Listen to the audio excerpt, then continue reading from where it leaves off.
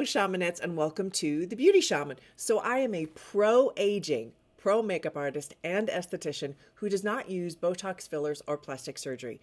That way you know that what I'm talking about and recommending actually works because I use these products on my own skin. Having said that, today we're going to talk about different products. I'm going to make some recommendations at the end of this video of different price points. So we're going to have the cheapest, middle, and most expensive, and why that is. So I'm going to really spell this out. And our topic today is vitamin C serums. So I've done videos on vitamin C serums before, but this one I'm going to address the complication behind. I'm going to try to do it in a way that isn't TMI, right? I don't want too much information, but I think it's important to be educated. And I really do believe that all of you are very intelligent women who can make decisions, who want to be educated, who want as much information as possible to be able to make the right decisions. So in this video, I'm going to hit on, there's between 7 and 8 different types of vitamin C that you can find in any vitamin C serum, which is very complicated, right? Because a product could say, has vitamin C, and yet they have one of the weaker forms of vitamin C. And of course, they're not going to advertise that. So we're going to go through each of these, and not in huge detail, but enough that you feel empowered and educated in order to make a really good decision on what vitamin C serum you would like to buy.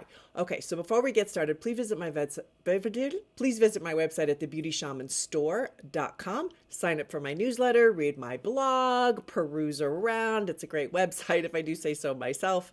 And also hit the subscribe button and the bell in order to be alerted every time I upload a video. All right, let's get started on vitamin C. Okay, vitamin C is a very hot topic. It is that way for a reason because of the incredible benefits of vitamin C. It is one of the best anti-aging. I use that word in parentheses because I really hate that word because I'm pro-aging and I think anti-aging, well, you're going to age and die. So why do we talk about it like that?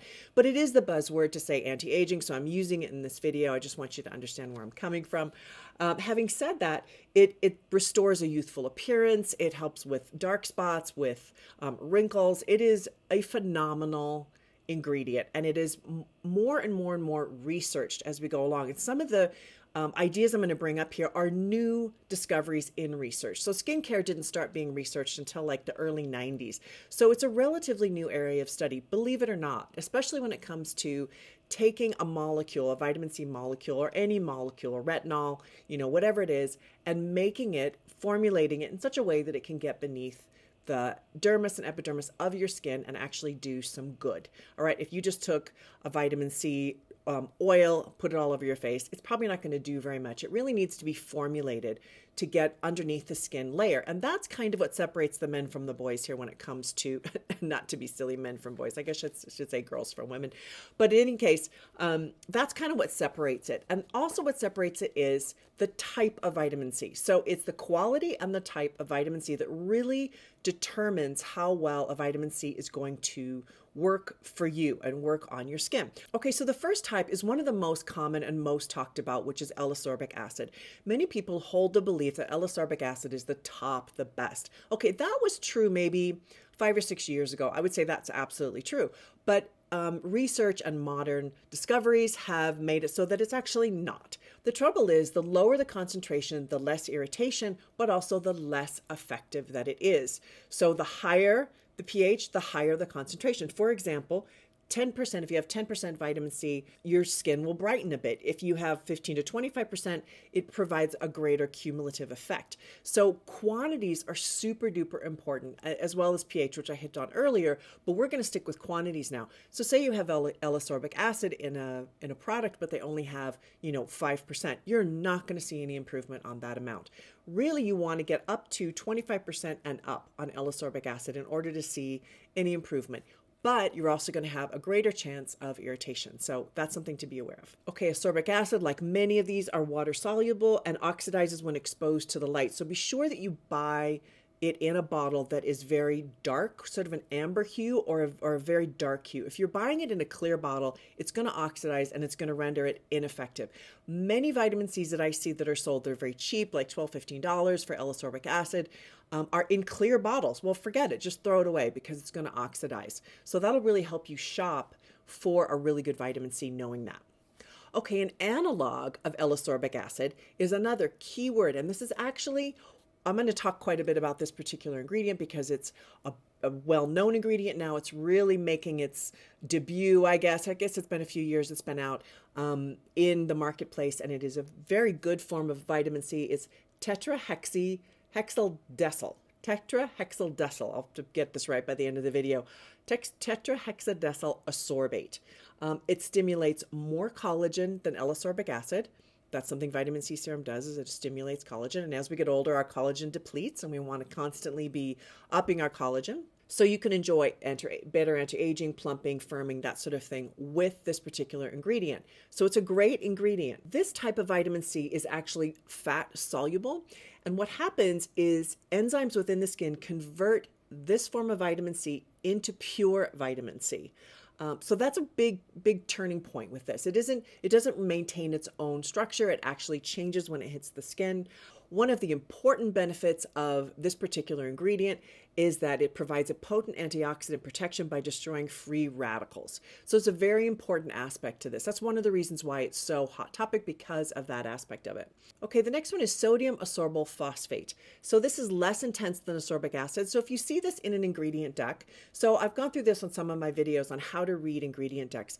The most concentrated are at the top. In other words, the greatest amounts are listed in the first 3 to 5 ingredients. So if you want, say, a vitamin C like tetrahexydecyl ascorbate, I said it, and it's number 25, that's what you're getting. You're getting a very, very minimal amount. The closer to the top that these ingredients are located, the more potent that they are. So it's really important that you really take seriously those first 3 to 5 ingredients, because a lot of times those ingredients are just to make it smell good and feel good and God knows what else, but none of the active ingredients are listed. So it's important to be able to do that. Okay, so sodium ascorbyl phosphate, it converts into ascorbic acid once it's applied to the skin, which makes it less active. So it's less strong, let's put it that way.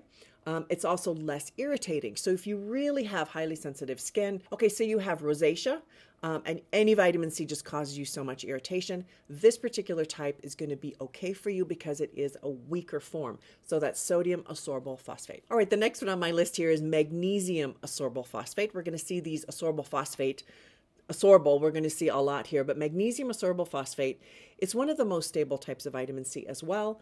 It's the most hydrating, and it soothes skin irritations with anti-inflammatory properties, best in water-based formulas like aloe vera. So you can buy an aloe vera with this particular type of vitamin C in it sometimes, which can be really nice if you have sensitive skin. So that's something to look out for if that's you. It's great for acne-prone skin. It prevents oxidation that leads to blackheads.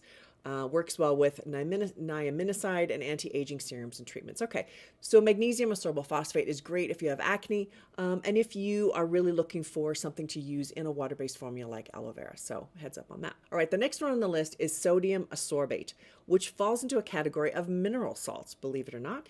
It's the sodium salt of ascorbic acid. It converts into ascorbic acid when it's applied to the skin. It's less potent, and it's also less irritating.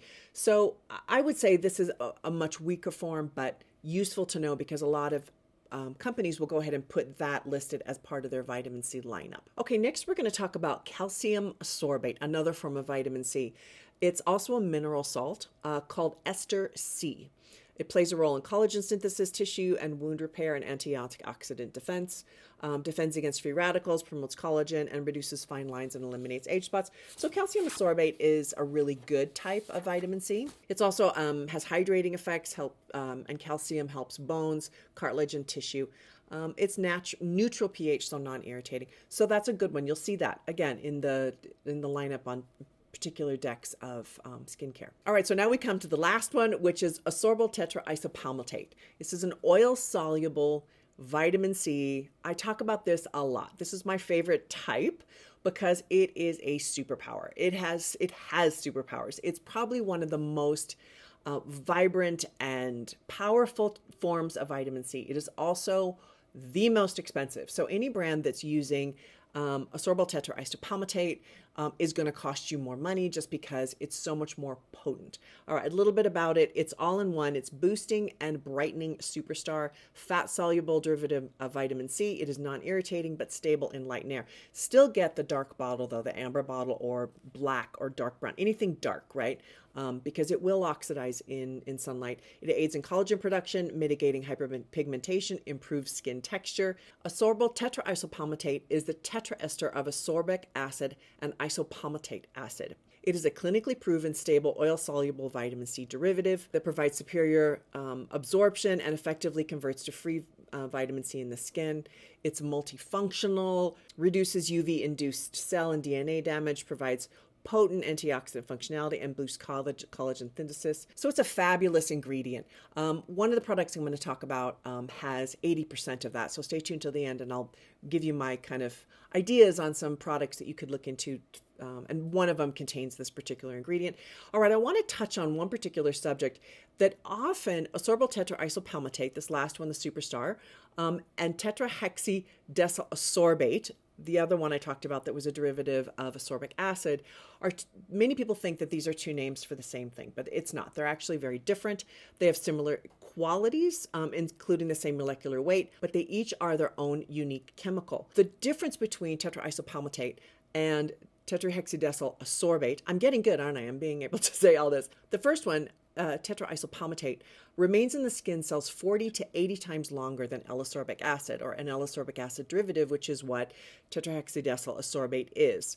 So it's going to stay in the cells longer. It's going to allow for faster absorption than other forms of vitamin C. It is a proven precursor of vitamin C and effectively suppresses UVB-induced pigmentation, reduces transepidermal water loss, increases skin elasticity, and visibly improves the texture.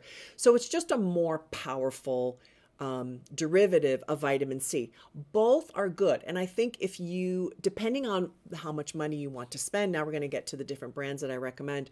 I would say, the most expensive is going to be ascorbyl tetraisopalmitate. The second would be tetrahexydecyl ascorbate. So I would say that would be the order in effectiveness, and then the last would be L-ascorbic acid. So obviously the other ones are important too, and they do show up in ingredient decks. By the way, I'm going to have a blog on my website when this is published that you can go to and actually read through these, because it's a lot of detailed information.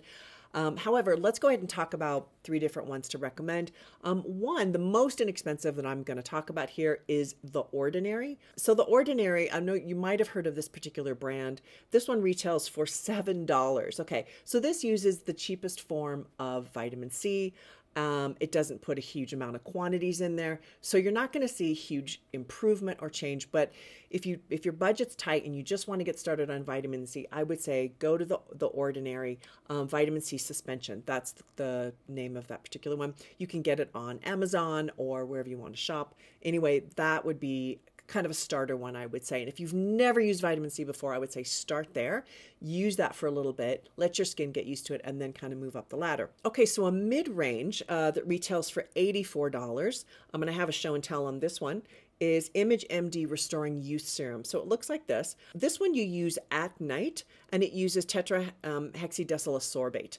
So this uses, the second top most effective vitamin C serum in it. I really love this. I've been using this for a little while now just to try it out, and I really do like it. You only use it at night, and so that's wonderful because while you sleep, then it can get down beneath the dermis and epidermis and dermis layers of the skin. It is not super strong. You're probably not going to have a reaction to it.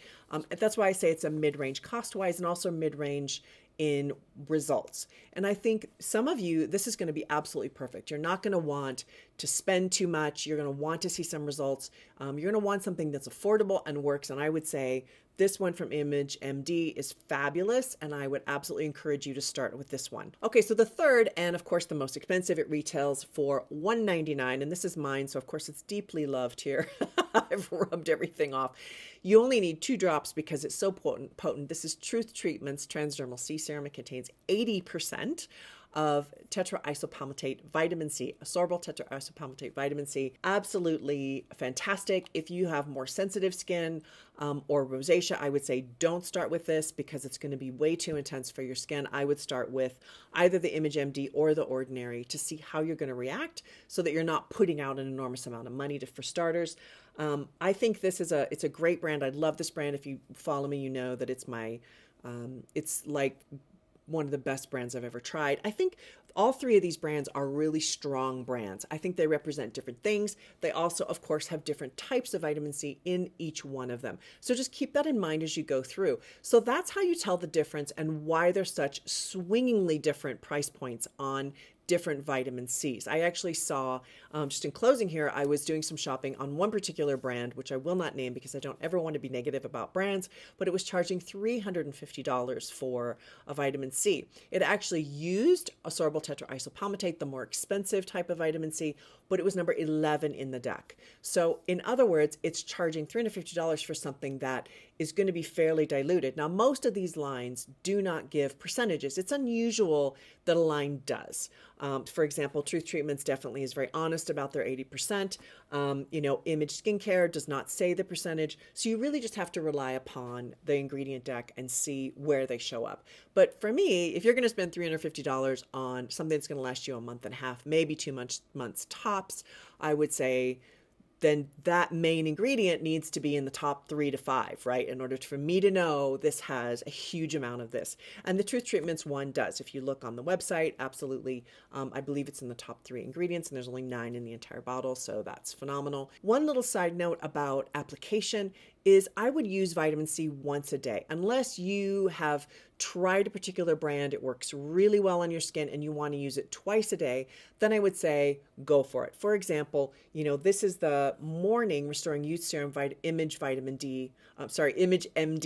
This contains vitamin C in it as well, but a lesser amount, and this is the morning, and this is what you use in the evening. So used together, you're not going to overkill your skin. You're not going to have too much going on, right? Because these both, like this one contains some retinol, they've got different ingredients in each one of them, so they're pretty mild. If you're going to use the Truth Treatments with the 80%, whoops, just knocked that over, I would say once a day until your skin really gets used to it. So what I'm trying to say is you really have to go according to what works for your skin, and don't think because you have a reaction that you're unable to use vitamin C. A lot of people do that. It becomes this blatant, well, then I'm allergic. Well, no, that's not necessarily true. Again, it is quantity and it is type to really be aware of. If you don't have sensitive skin, I would say go for the nicer, the more expensive types, and you will probably be just fine. In other words, the sorbitol tetraisopalmitate or the tetrahexydecyl ascorbate. So amazing. I said both of those without even wincing. Okay, I hope you found this helpful. I threw a ton at you. Again, visit my website and my blog for more details if you really want to look into some of the research that I've done over this. I do have links to my own research that I've done on this. I do feel like I want all of you to be as educated as possible to make great decisions when it comes to your own health, your own skincare. And I think vitamin C, because it's such a buzzword, it's important that you really know how to look into this, right? Same as me. All right, thank you so much for watching The Beauty Shaman. Please write down below any questions you might have, insights, thoughts. I really love dialogue. I love learning from each other. I don't believe I am the be-all and end-all expert. I have stuff to learn from you as well, so please feel free to write down below. Thank you so much for watching The Beauty Shaman.